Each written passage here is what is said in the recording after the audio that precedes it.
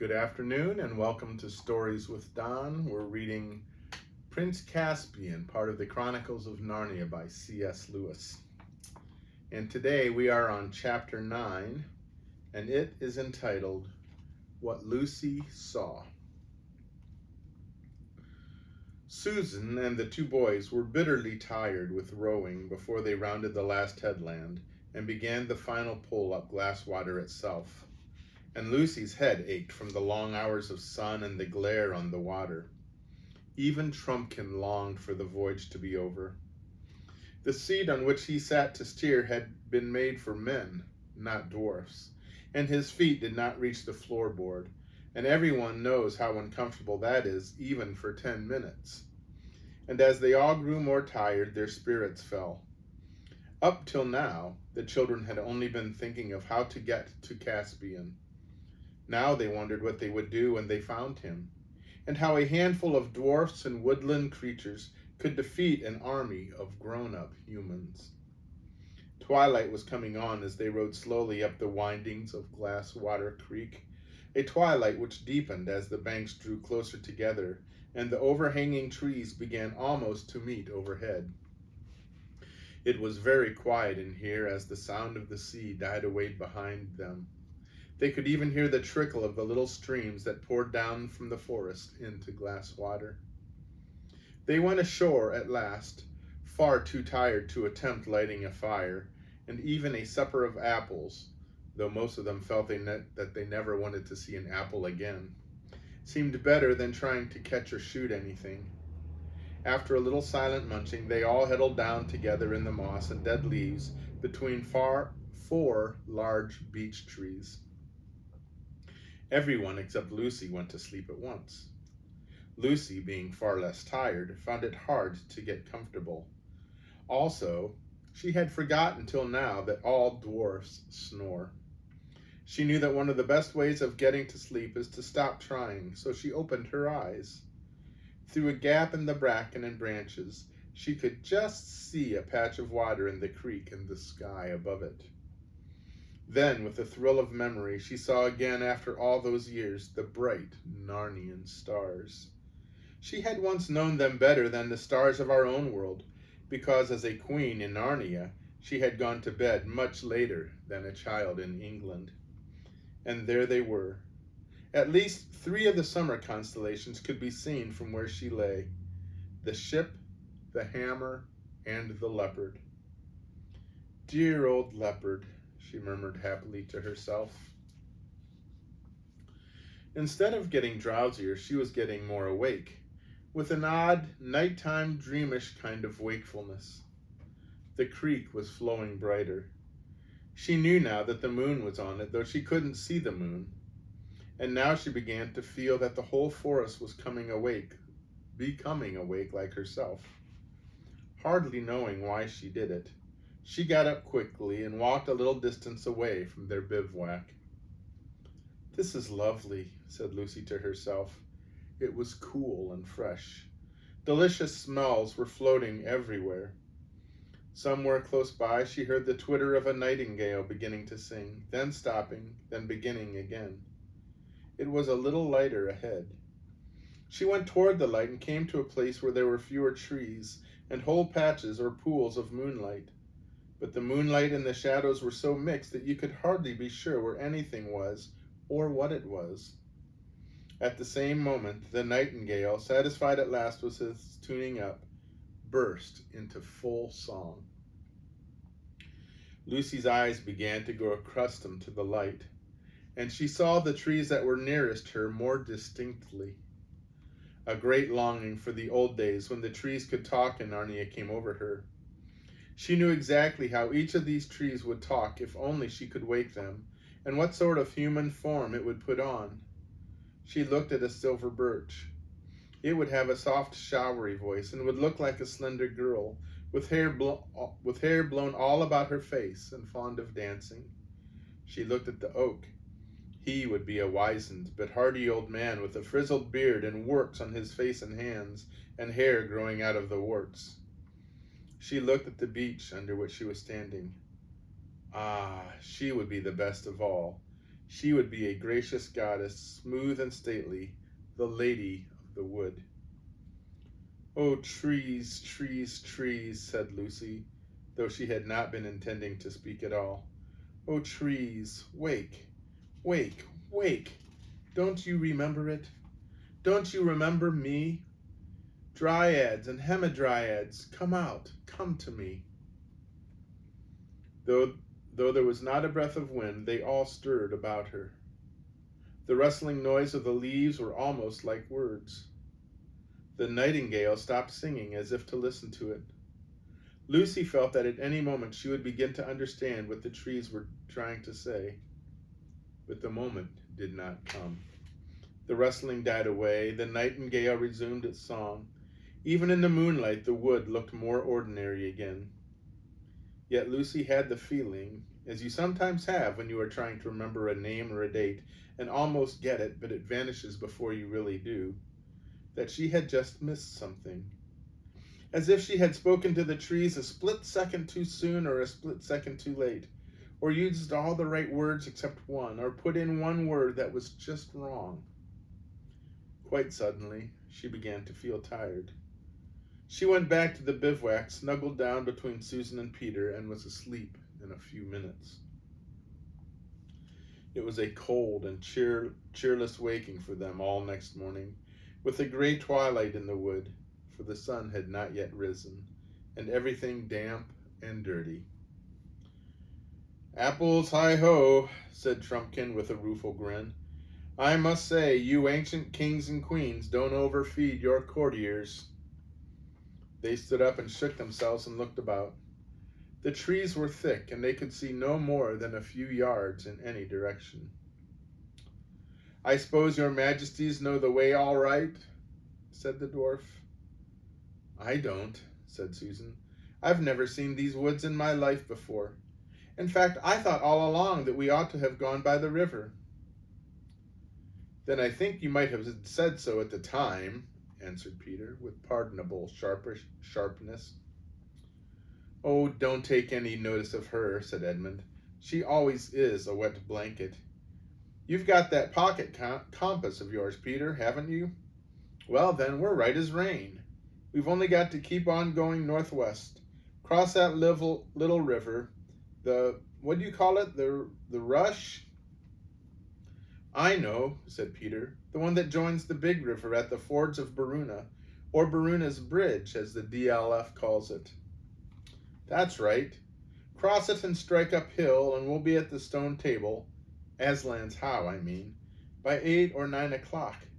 I hope King Caspian will give us a good breakfast." "I hope you're right," said Susan. I can't remember all that at all." "That's the worst of girls," said Edmund to Peter and the dwarf. "They never carry a map in their heads." "That's because our heads have something inside them," said Lucy. At first, things seemed to be going pretty well, though even they thought they had struck an old path. But if you know anything about woods, you will know that one is always finding imaginary paths. They disappear after about 5 minutes, and then you think you have found another one, and hope it is not another, but more of the same one, and it also disappears, and after you have been well lured out of your right direction, you realize that none of them were paths at all. The boys and the dwarf, however, were used to woods, and were not taken in for more than a few seconds. They had plodded on for about half an hour, 3 of them very stiff from yesterday's rowing, when Trumpkin suddenly whispered, "Stop!" They all stopped. "There's something following us," he said in a low voice, "or rather, something keeping up with us over there on the left." They all stood still, listening and staring till their ears and eyes ached. "You and I'd better each have an arrow on the string," said Susan to Trumpkin. The dwarf nodded, and when both arrows were ready for action, the party went on again. They went on a few dozen yards, though through fairly open woodland, keeping a sharp lookout. Then they came to a place where the undergrowth thickened, and they had to pass nearer to it. Just as they were passing the place, there came a sudden something that snarled and flashed, rising out from the breaking twigs like a thunderbolt. Lucy was knocked down and winded, hearing the twang of a bowstring as she fell.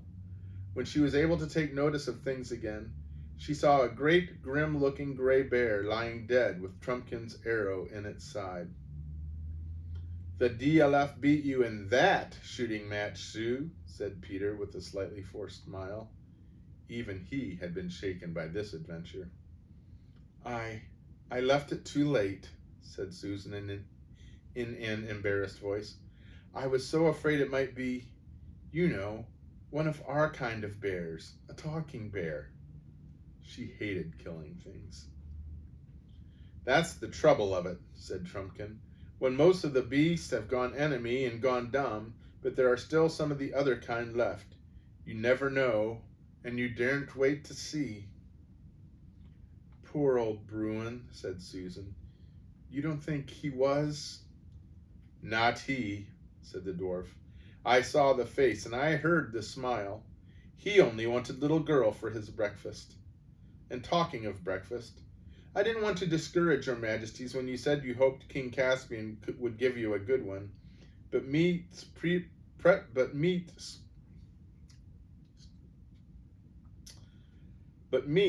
precious scarce in camp, and there's good eating on a bear. It would be a shame to leave the carcass without taking a bit, and it won't delay us more than half an hour. I dare say you two youngsters, kings I should say, know how to skin a bear?" "Let's go and sit down a fair way off," said Susan to Lucy. "I know what a horrid messy business that will be." Lucy shuddered and nodded. When they had sat down, she said, "Such a horrible idea has come into my head, Sue." "What's that?" "Wouldn't it be dreadful if some day in our own world at home, men started going wild inside like the animals here, and still looked like men so that you'd never know which were which?" "We've got enough to bother about here and now in Narnia," said the practical Susan, without imagining things like that. When they had rejoined the boys and the dwarf, as much as they thought they could carry of the best meat had been cut off. Raw meat is not a nice thing to fill one's pockets with, but they folded it up in fresh leaves and made the best of it. They were all experienced enough to know that they would feel quite differently about these squashy and unpleasant parcels when they had walked long enough to be really hungry. On they trudged again, stopping to wash 3 pairs of hands that needed it in the first stream they passed, until the sun rose and the birds began to sing, and more flies than they wanted were buzzing in the bracken. The stiffness from yesterday's rowing began to wear off. Everybody's spirits rose. The sun grew warmer and they took off their helmets and carried them. "I suppose we are going right," said Edmund about an hour later. "I don't see how we can go wrong as long as we don't bear too much to the left," said Peter. "If we bear too much to the right, the worst that can happen is wasting a little time by striking the great river too soon and not cutting off the corner." And again they trudged on with no sound except the thud of their feet and the jingle of their chain shirts. "Where's this bally rush got to?" said Edmund a good deal later. "I certainly thought we'd have struck it by now," said Peter, "but there's nothing to do but keep on." They both knew that the dwarf was looking anxiously at them, but he said nothing. And still they trudged on, and their mail shirts began to feel very hot and heavy. They had come... "What on earth?" said Peter suddenly. They had come, without seeing it, almost to the edge of a small precipice, from which they looked down into a gorge with a river at the bottom. On the far side, the cliffs rose much higher. None of the party, except Edmund, and perhaps Trumpkin, was a rock climber. "I'm sorry," said Peter. "It's my fault for coming this way. We're lost. I've never seen this place in my life before." The dwarf gave a low whistle between his teeth. "Oh, let's go back and go the other way," said Susan. "I knew all along we'd get lost in these woods." "Susan," said Lucy reproachfully. Don't nag at Peter like that. It's so rotten, and he's doing all that he can. And don't you snap at Sue like that either, said Edmund. I think she's quite right. Tubs and tortoise shells, exclaimed Trumpkin. If we've got lost coming, what chance have we of finding our way back? And if we're to go back to the island and begin all over again, even supposing we could, we might as well give the whole thing up.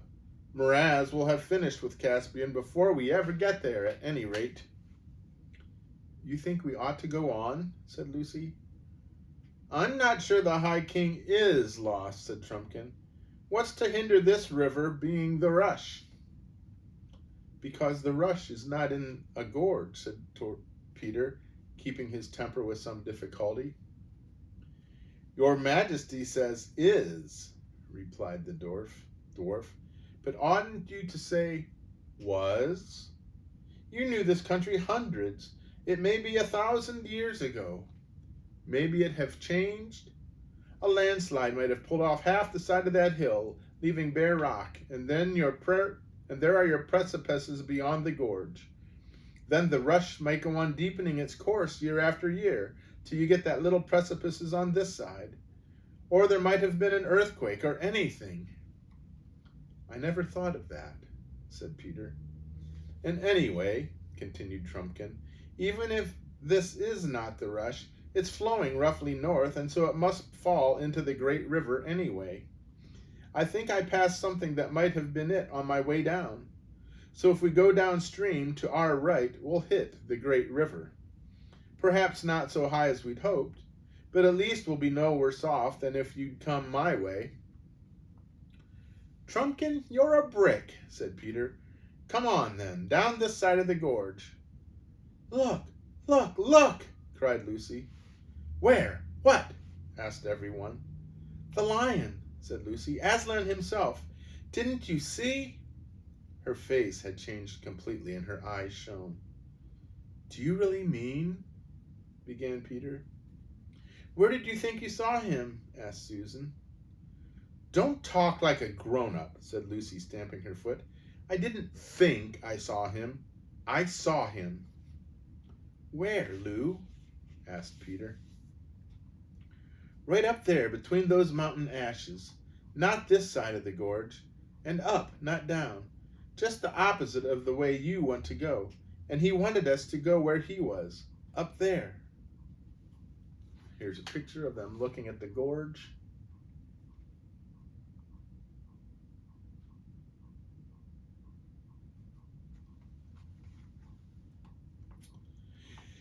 How do you know that was what he wanted? Asked Edmund. I just know, said Lucy, by his face. The others all looked at each other in puzzled silence. Her Majesty may well have seen a lion, put in Trumpkin. There are lions in these woods, I've been told.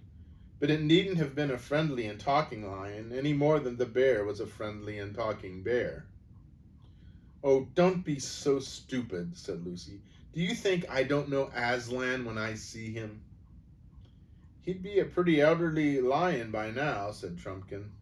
And if he's one you knew when you were here before, and if it could be the same one, what's to prevent him from going wild and witless like so many others? Lucy turned crimson, and I think she would have flown at Trumpkin if Peter had not laid his hand on her arm. The DLF doesn't understand. How could he? You must just take it, Trumpkin, that we do really know about Aslan. A little bit about him, I mean. And you mustn't talk about him like that again. It isn't lucky for one thing, and it's all nonsense for another. The only question is whether Aslan was really there. But I know he was, said Lucy, her eyes filling with tears. Yes, Lou, but we don't, you see, said Peter. There's nothing for it but a vote, said Edmund. All right, replied Peter. You're the eldest, DLF. Who do you vote for, up or down? Down, said the dwarf. I know nothing about Aslan, but I do know that if we turn left and follow the gorge up, it might lead us all day before we find a place where we could cross it. Whereas if we turn right and go down, we're bound to reach the great river in about a couple of hours, and that if there are any real lions about, we want to get away from them, not toward them. What do you say, Susan? Don't be angry, Lou, said Susan, but I do think we should go down. I'm dead tired. Do let's get out of this wretched wood into the open as quick as we can. And none of us except you saw anything. Edmund, said Peter. Well, there's just this, said Edmund, speaking quickly and turning a little red. When we first discovered Narnia a year ago, or 1,000 years ago, whatever it was Lucy who discovered it first, and none of us would believe her. I was the worst of the lot, I know. Yet she was right after all. Wouldn't it be fair to believe her this time? I vote for going up. Oh, Ed, said Lucy and seized his hand. And now it's your turn, Peter, said Susan, and I do hope. Oh, shut up. Shut up and let a chap think, interrupted Peter. I'd much rather not have to vote. You're the High King, said Trumpkin sternly. Down, said Peter after a long pause. I know Lucy might be right after all, but I can't help it. We must do one or the other. So they set off to their right along the edge downstream, and Lucy came last of the party, crying bitterly. And that's the end of that chapter. So, what do you think? Did Lucy see Aslan, or did she just see an ordinary lion, or did she not see anything? A lot will depend on that. We will have to see. Anyway, it's supposed to be raining soon. It hasn't started yet here, but it's supposed to be coming soon. So I hope that you are someplace where you can stay dry. And I hope that you will stay well. May God go with you, and may God bless you. Goodbye.